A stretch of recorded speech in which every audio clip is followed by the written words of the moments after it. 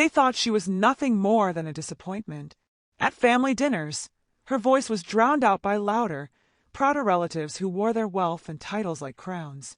In whispered conversations, they dismissed her as the failure of the family, the one who would never achieve anything worth remembering. They smiled at her politely, but beneath the surface, the message was clear. She did not belong. She was less.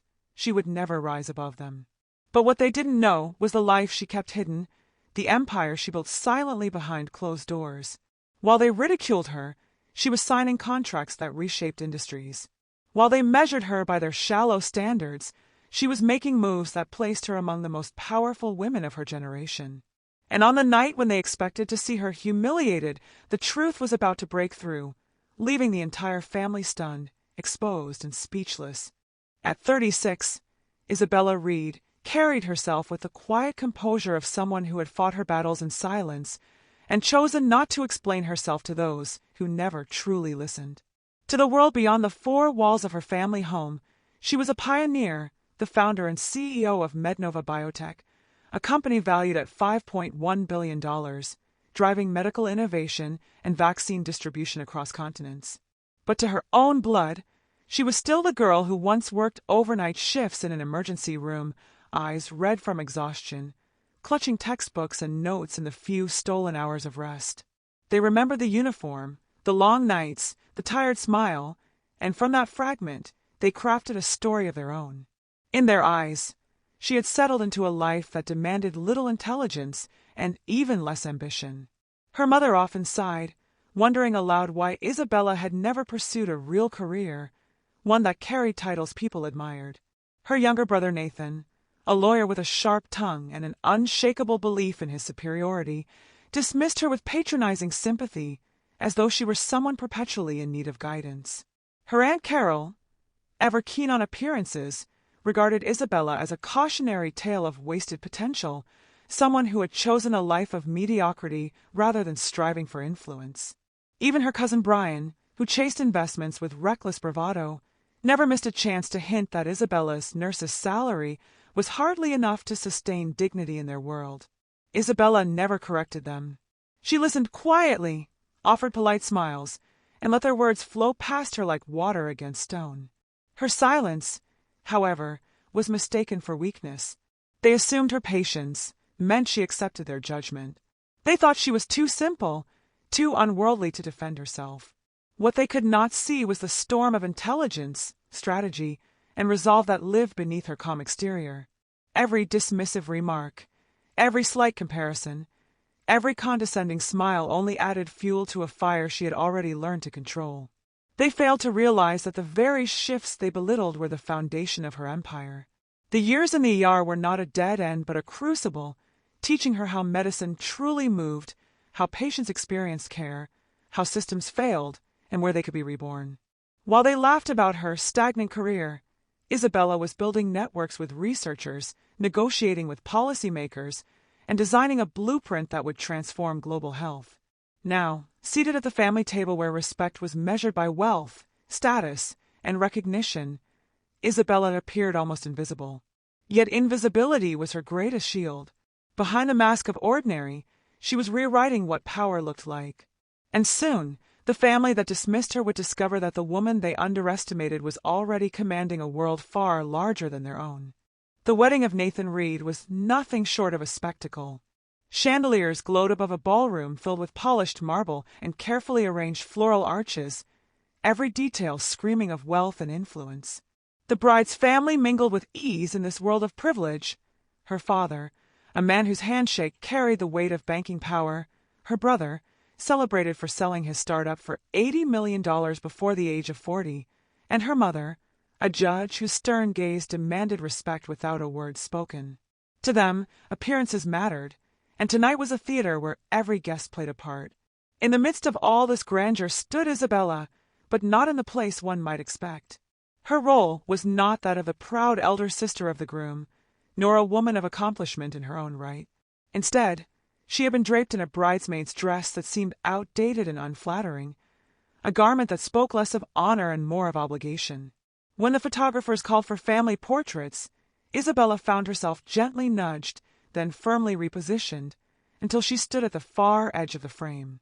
Her presence was necessary but inconvenient, tolerated but not celebrated. To the others, she was simply part of the background, someone who would not enhance the image but might disrupt its elegance if placed too close to the center. The guests, curious and polite in their way, inquired about her life. A stranger with a champagne glass asked with genuine interest, only for Nathan to interject, his tone smooth yet sharp. "Isabella works night shifts as a nurse. A simple job, but admirable in its own way." His words, delivered with a rehearsed charm, fell like a blade wrapped in velvet. The corners of his mouth lifted in a smile that masked superiority, and around him a ripple of polite laughter followed. Glasses clinked, heads nodded, and then silence, the kind heavy with unspoken dismissal. Those standing near offered thin smiles, the kind reserved for small talk they had no intention of continuing. Moments later, conversations shifted back to investments, new ventures, and international travel, leaving Isabella untouched, as though her story had ended the moment her brother had spoken for her. A few whispered more openly, their voices lowered but their meaning clear. They speculated whether she could even afford to play godmother to Nathan's future children. One woman, adjusting her pearls, remarked that perhaps it was too much of a financial burden for someone like her. Each remark layered itself upon Isabella like invisible chains, designed to hold her in a place where they believed she belonged, small, insignificant, incapable of more. Yet within her there was no sting of shame, only the steady beat of resolve. She had heard these judgments before, endured them in silence, and allowed others to believe their illusions. But now, as she stood among chandeliers and whispered condescension, Isabella felt the weight of a moment building. Their underestimation was nearing its final hour. The laughter at her expense, the dismissal of her worth, these were the cracks forming in a dam that could no longer hold back the truth. Soon, in this very hall of polished grandeur, the world they thought they controlled would be shaken by the revelation of who Isabella Reed truly was. The reception carried on with practiced elegance. Waiters glided across the polished floor, refilling glasses with golden champagne, while laughter and conversation swelled beneath the music of a live string quartet.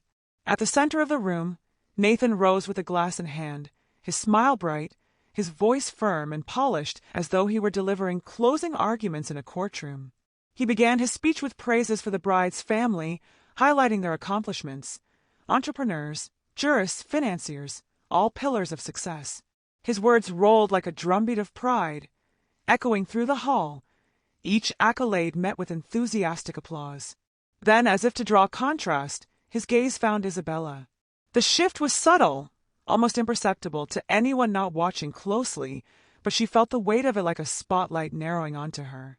His tone softened, not with affection but with condescension. Of course, not everyone is destined to be a doctor or a CEO. Sometimes, it is the simpler jobs that keep our society running. And in that, we must also find gratitude. The words, disguised as respect, landed as diminishment. A pause followed, filled with the rustle of dresses, the clink of cutlery, and then came the sound, dozens of glasses raised, applause swelling through the room, laughter carried with a current of mockery. It was not loud, but it was enough. Enough to brand Isabella as the evening's unspoken example of mediocrity. The echo of clapping hands was not celebration, but confirmation of her supposed smallness. Nearby, a voice slipped through the noise, low yet sharp enough to pierce. The bride's mother, seated among a circle of peers, leaned in and whispered, "She lacks ambition. A lifetime of leaning on her family, nothing more." The words dripped with disdain, a verdict passed quietly yet meant to resonate. Isabella heard them as clearly as if they had been declared into a microphone. Her face, however, betrayed nothing. The corners of her lips lifted, her eyes remained steady, and the mask of composure did not falter. To the room, she was smiling, polite, unbothered. But beneath the surface, something long buried began to stir. Years of being underestimated, years of silence while others defined her, years of swallowing back the truth, so that her work could speak louder than her voice, all of it now collided within her chest. The applause rang on, but inside her, a different sound emerged, the sharp crack of something breaking, the release of what she had kept contained. It was not anger alone, nor grief, but the undeniable realization that her patience had reached its limit. What they saw as weakness had been restraint. What they dismissed as insignificance had been choice. In that moment, Isabella felt the gathering of resolve like a storm on the horizon. She would not correct them with a single outburst, nor would she demand their respect with hurried words. No, her revelation would arrive with precision, undeniable and irreversible. Tonight would mark the end of their illusion, the end of the narrative they had built around her. For the first time, she allowed herself to feel the power of what was coming, the moment when the invisible success would finally step into the light, and the entire room would have no choice but to see her as she truly was. As the final echoes of applause still lingered in the grand reception hall, Isabella rose from her seat. Her movements were quiet, graceful, almost invisible against the glittering spectacle of gowns and tuxedos. To the untrained eye, it seemed she intended to excuse herself discreetly, to slip into the shadows and leave the sting of humiliation behind. She had endured enough. Perhaps silence and departure would be her only reprieve, but the evening had other plans. From across the hall, a figure approached with deliberate steps, Daniel, her trusted aide. His presence carried a different energy, steady and precise, like someone who did not belong to the realm of petty mockery surrounding them. He leaned in just enough for his voice to reach her, and though it was calm, it carried weight. "The helicopter is ready. The Asia team is waiting for your word to begin the $2.3 billion negotiation." The words did not crash into the room like thunder. They floated, measured, clear, and yet, in their simplicity, they shattered the air. Conversations faltered mid-sentence, glasses lowered mid-toast, and the music itself seemed to retreat into silence. Every face, curious and uncertain, turned toward her. Isabella did not flinch. She did not rush to clarify, nor did she retreat into modesty. Instead, she lifted her gaze and let a small, steady smile play across her lips. The kind of smile that belongs not to someone desperate to prove themselves, but to someone who has known the truth all along. "It seems," she began, her voice smooth, unhurried, resonating in the stillness, "that it is time I reintroduce myself." The room leaned in, compelled by something they could not name. "I am Isabella Reed, CEO of Mednova Biotech. We oversee medical supply chains across more than 40 nations. This year, Forbes ranked me 39th among the wealthiest self-made women." A ripple moved through the crowd, disbelief shifting to shock, and shock turning swiftly to awe. Forks were set down, whispers cut short. In the very room where her worth had been mocked, she now stood as a figure whose accomplishments eclipsed the prestige of every name just praised. She did not pause for their reaction, nor did she savor it. Instead, her tone softened, taking on the warmth of explanation rather than boast. "For those who have wondered," she continued, "why I once worked night shifts in the emergency room, it was by choice. I wanted to observe healthcare from its very front lines, to understand the gaps, the struggles, the unseen details of patient care. That experience became the foundation on which Mednova was built. Without it, there would be no company, no success, no impact at scale." Every eye was fixed on her now.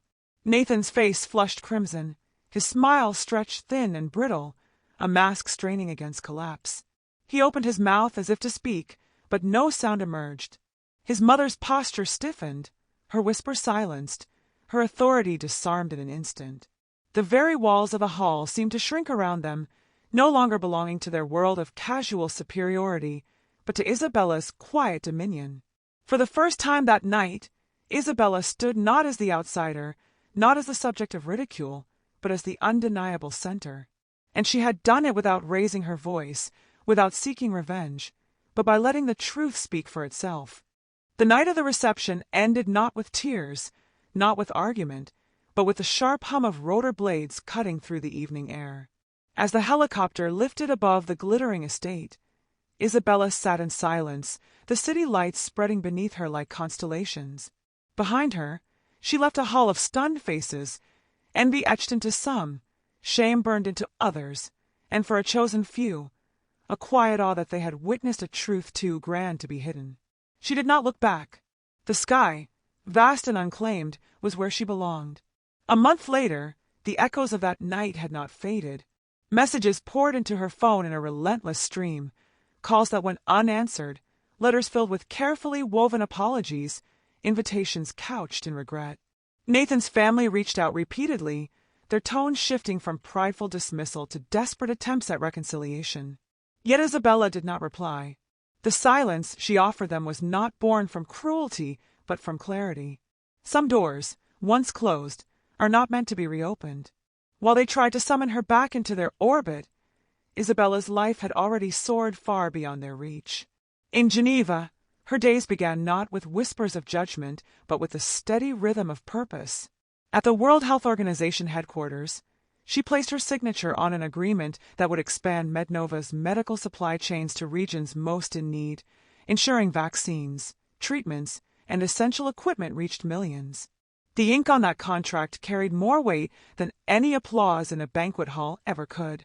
From her own perspective, a truth unfolded like dawn. She reflected, "For years, I mistook humility for silence, as though to step aside was the only way to keep peace. I believed that shrinking myself would make others comfortable, that invisibility was a form of grace. But I was wrong. Humility does not demand erasure. It demands strength, to know your worth, yet wield it without arrogance. To let truth, not vanity, speak." The lesson carved itself deeply into her journey.